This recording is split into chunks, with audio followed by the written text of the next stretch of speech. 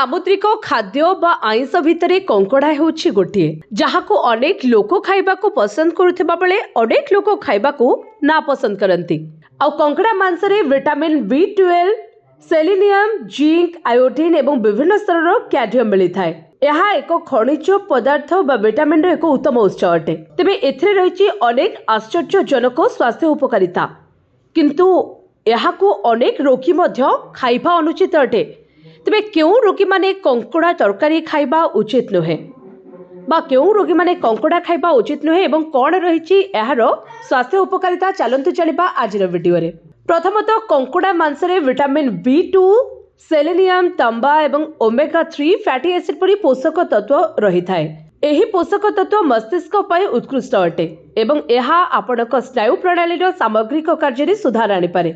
सेबळे हृदय को सुस्थ रखिबारे सहायक होइथाए कंकड़ा। एहा आपणक कोलेस्ट्रॉल स्तर को संतुलित करि पारे एवं शरीर रे प्रदाह को ह्रास करिथाए। एहा रक्तचाप को ह्रास करिबा सहित हृद समस्या को रोकि पारे।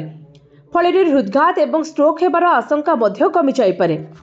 सेबळे पोषक तत्व खाद्य मानक मध्य कंकड़ा मांस सर्वोत्तम बोली विवेचना करा जाए। 100 ग्राम मांस रे जेतिकी पोषक तत्व थाए कंकड़ा मांस रे मध्य समान परिमाणर पोषक तत्व थाए, किंतु अन्य मांस परि कंकड़ा रे चर्बी न थाए।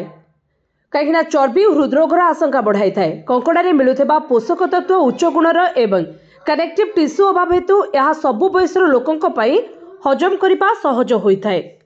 कंकड़ा मांस रे मिलुथिबा फॉस्फोरस स्तर वृकक एवं यकृतर सामग्रिक कार्य रे उन्नति आनिबारे सहायक होई पारे।